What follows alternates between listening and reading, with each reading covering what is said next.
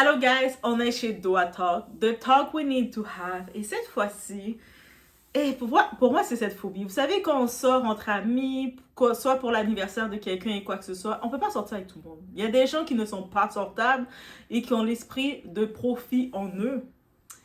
Et c'est réel, ok? Donc en tant que tel, vous savez, tu arrives dans le restaurant, tout le monde commande qu'est-ce qu'il doit manger, chacun a son menu, chacun prend qu'est-ce qu'il doit prendre, Moi, je me dis, tu sors quelque part, tu commandes selon ton portefeuille. Aussi simple que ça. C'est-à-dire, je décide de commander, je sais que ça va aller avec mon portefeuille. Si je décide de prendre un drink, avec mon appetizer, mon entrée et tout, c'est selon ce que je vais payer. Ça, c'est moi. Et même si quelqu'un m'inviterait, tu sais, même que tu vas en date, un homme t'amène en date, t'amène sortir manger, je me mets toujours en tête de me dire que je commande mes trucs selon mon portefeuille, selon ce que moi je peux prendre. Que s'il arrive un imprévu, quoi que ce soit, je ne me retrouve pas mal prise. Ça, c'est ma façon de faire. Mais malheureusement, il y a beaucoup de gens qui ont l'esprit, quand ils sortent de chez eux avec l'esprit du profit. Comment je vais profiter de toi? Et ça, c'est dégueulasse. Et justement, ici, il y a cette femme, c'est une Américaine, qui partage ça. Et j'ai regardé, j'ai sympathisé avec cette femme-là. Elle, en tant que telle, elle arrive au restaurant et puis il y a des gens dans son groupe qui avaient l'esprit d'abus et ils décident de dire « We're gonna split the bill ». C'est l'anniversaire de quelqu'un. Vous savez, quand c'est l'anniversaire de quelqu'un, des fois, on se dit « On va partager la facture pour éviter que la fêtée paye. » Donc, chacun, il y avait 10 personnes dont la fêtée, on partage la facture pour retirer la charge à la fêtée. C'est comme un petit clin d'œil qui est fait, c'est correct. Mais là, maintenant, le split de bill prend un autre sens, que ce soit la culture au Canada et la culture aux États-Unis. Je vous dis d'avance, si vous allez aux États-Unis, Canada, au Canada, vous allez voir des petites différences face à ça. Et ça change tout. Le split de bill change tout. Et on va regarder ça ensemble. Is the talk we need to have? Vous allez en être avisé. Et dans les commentaires, vous allez pouvoir me dire c'est comment vous voyez ce côté de split de bill.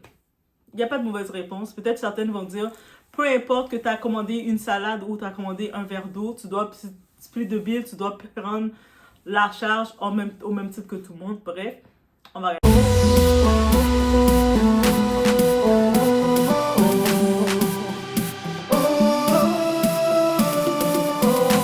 The bill's $5.16, so I'm gonna just take out what I got, and then y'all can just split the bill on your own. Nah, but everybody's splitting the bill, so why are you taking out what you got?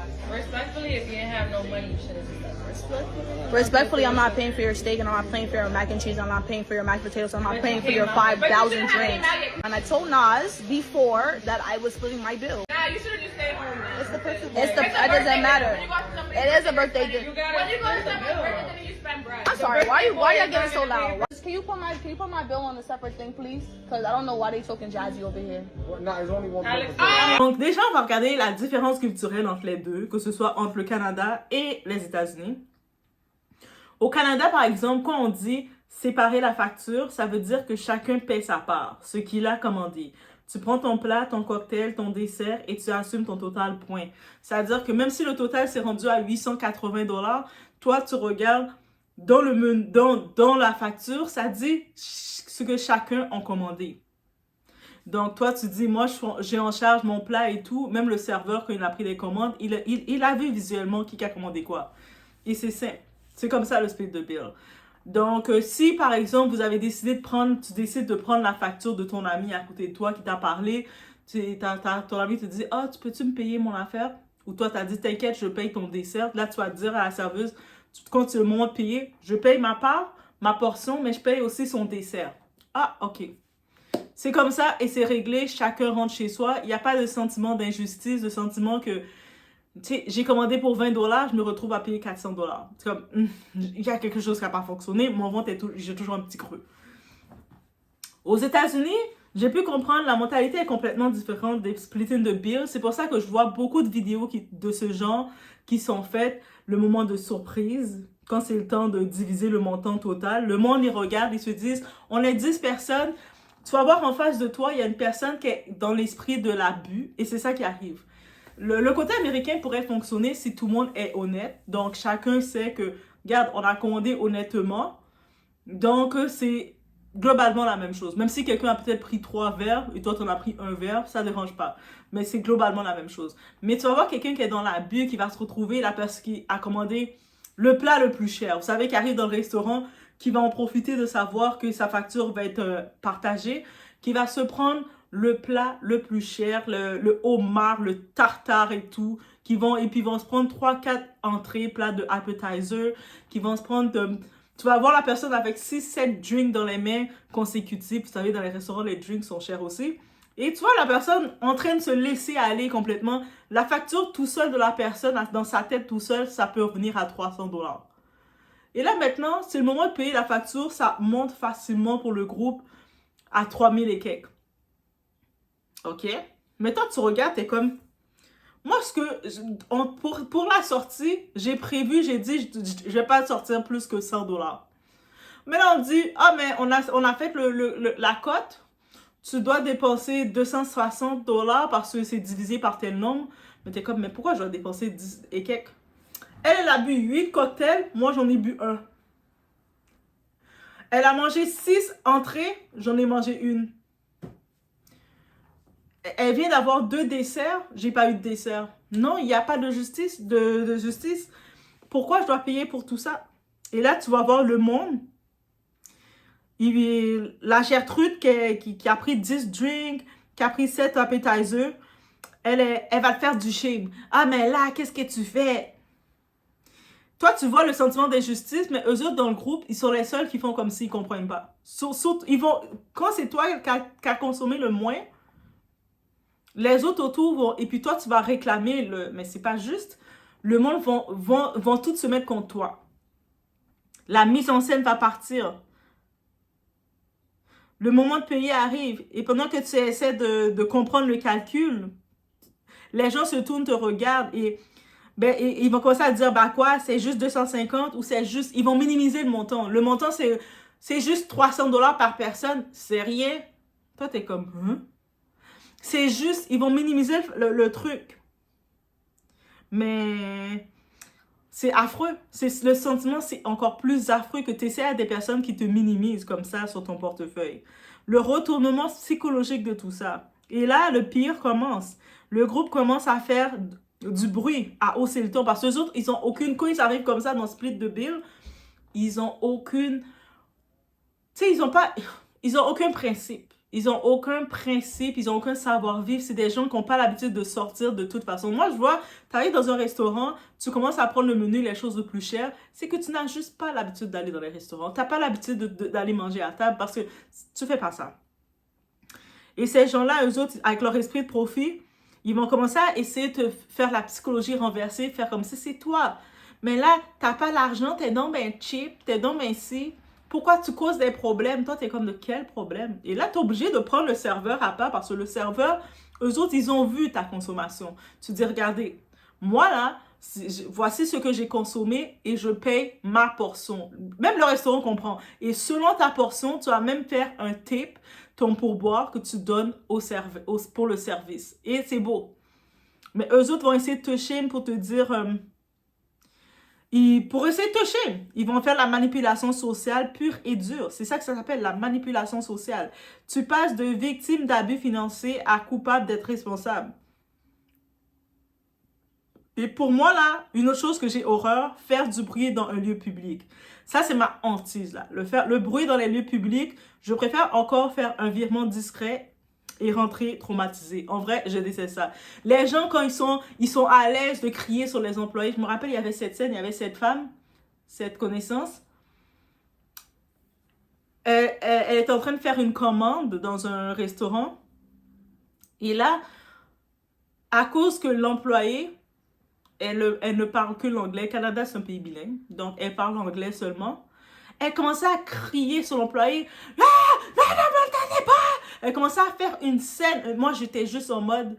Mon estomac s'est retourné, s'est fermé. J'ai fait, ah non, je n'ai plus faim. Je ne peux plus manger. Je veux juste rentrer chez nous. Mais dans quoi que je suis? Comme, pourquoi tu cries sur elle? Qu'elle parle anglais seulement ou pas? Tu comprends qu'est-ce qu'elle dit quand même. Donc, la même façon que tu peux voyager, te retrouver dans un endroit et que le monde te comprenne. Est-ce que tu voudrais que le monde crie sur toi parce que tu parles que français? Donc, je déteste tellement quand le monde fait des scènes comme ça en public. Je me dis, tu sais, c'est comme, peut-être t'as grandi dans une porcherie, dans un parc, mais quand t'es en public, fais semblant.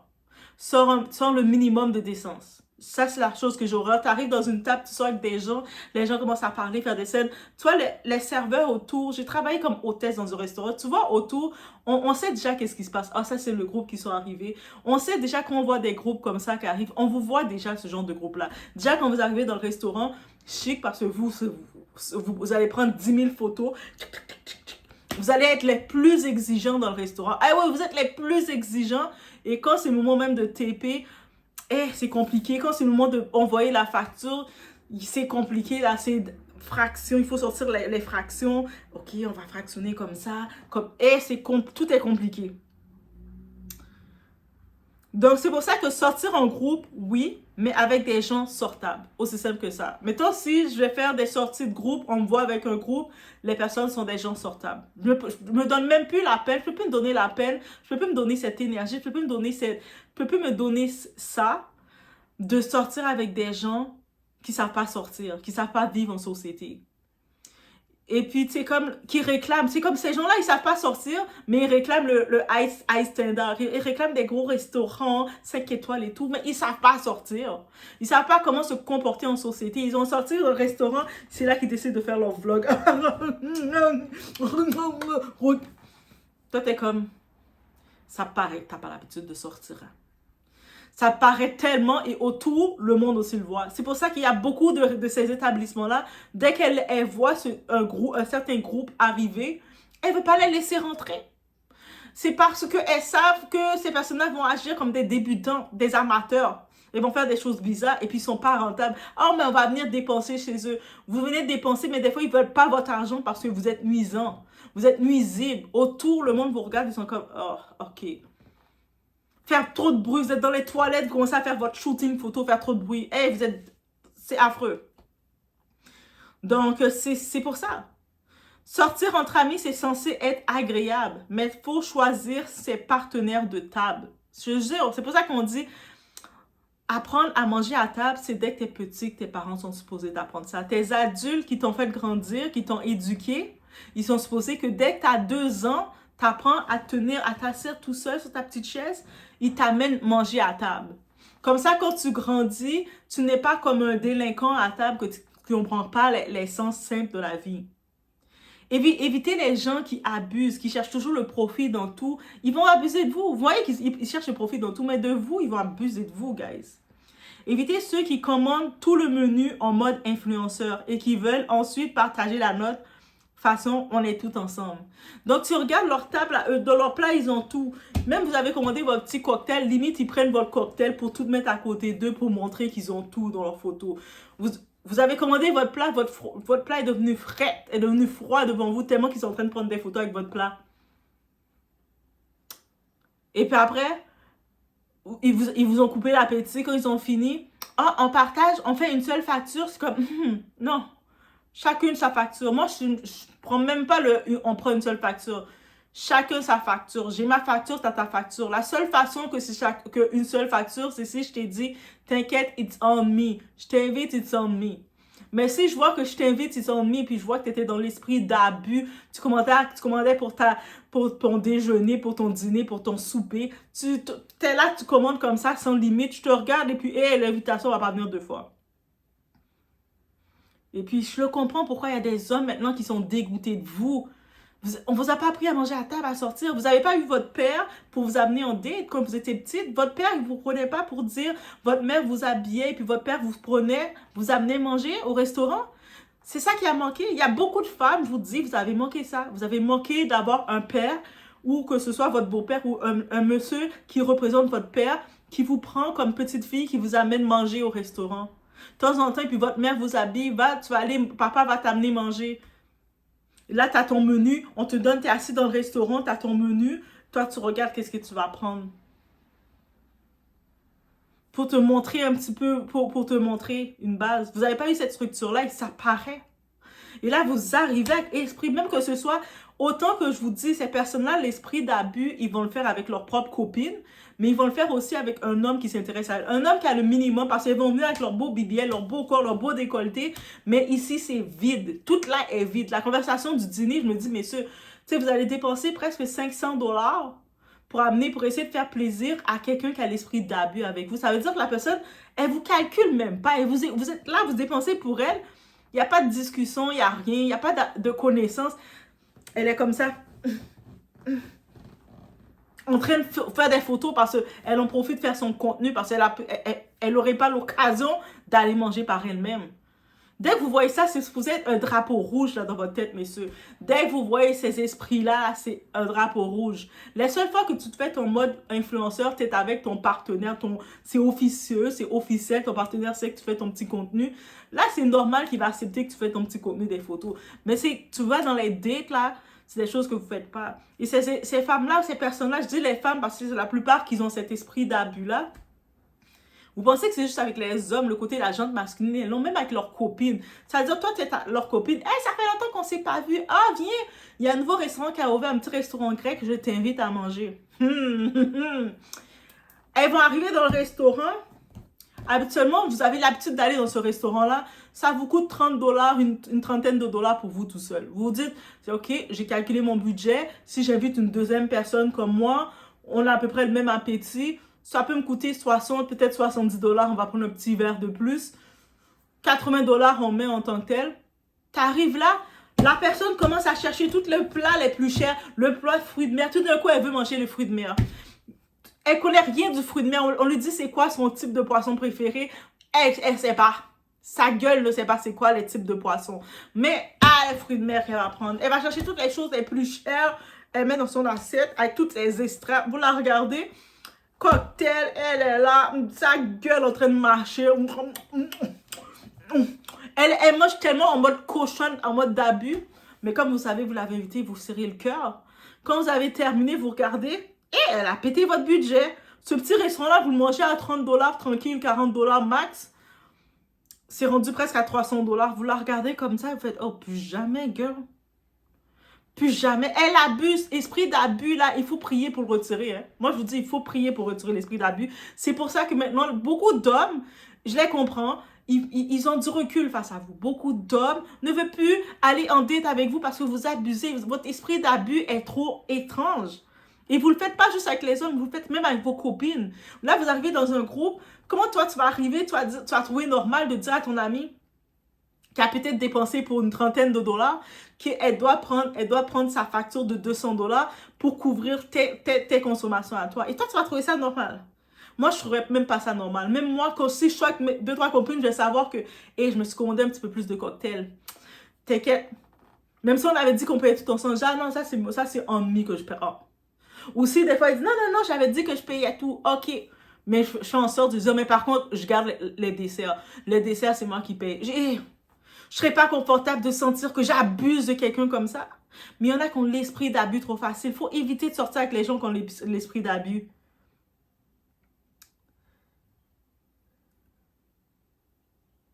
On est tous ensemble. Non, ma belle, on n'est pas ensemble quand il faut payer, là. Comme, Il y a l'étiquette du bon sens, ça s'appelle. Si je t'invite, oui, c'est normal que je paie. Si on sort en groupe, chacun paie son total. That's it, that's all. Et si tu manges comme si tu étais dans un buffet royal, assume ton royaume. Tu veux manger, tu veux tout commander le menu à la carte, les menus, les gros plats. It's good. Mais assume. Assume ce que tu commandes, ce que tu choisis. La leçon derrière tout ça, c'est pas une question d'argent, c'est une question de respect et de limite. Tu ne peux pas calculer le portefeuille de quelqu'un. Tu peux pas dire, de toute façon, tu travailles là, tu as de l'argent. Même si la personne travaille, elle a de l'argent, tu ne peux pas venir contrôler les dépenses de la personne. Le vrai problème, c'est pas le montant, c'est la mentalité. Certains cherchent pas à partager un moment, ils cherchent à rentabiliser une sortie. J'ai profité de toi. J'ai profité de toi, j'ai abusé de toi. Il faut arrêter ça. Alors oui, partager la facture au resto, c'est ma phobie à cause de ça.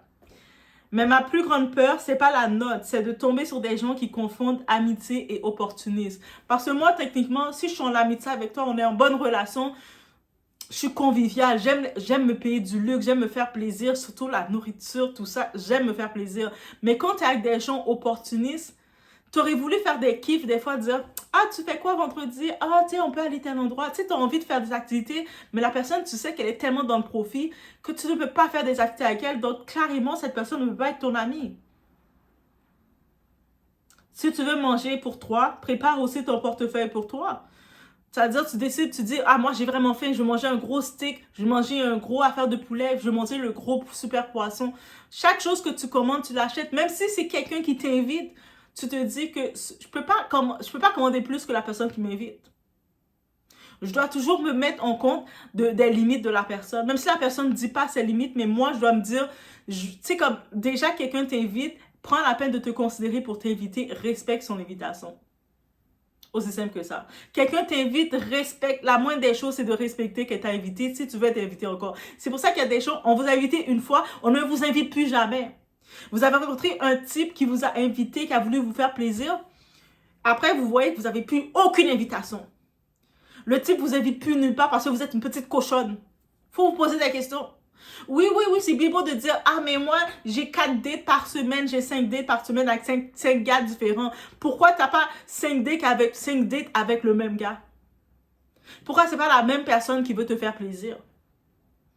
Parce que tu as l'esprit d'abus, tu as l'esprit de petitesse, tu as l'esprit de personnes étroites, de personnes pauvres, de mentalité pauvre. Faut que tu changes ça.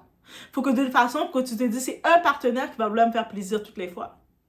Chaque fois que mon gars va vouloir me sortir, mais il va savoir que je vais pas abuser de lui. Ça va être plaisant. Quand il va sortir, il va se préparer.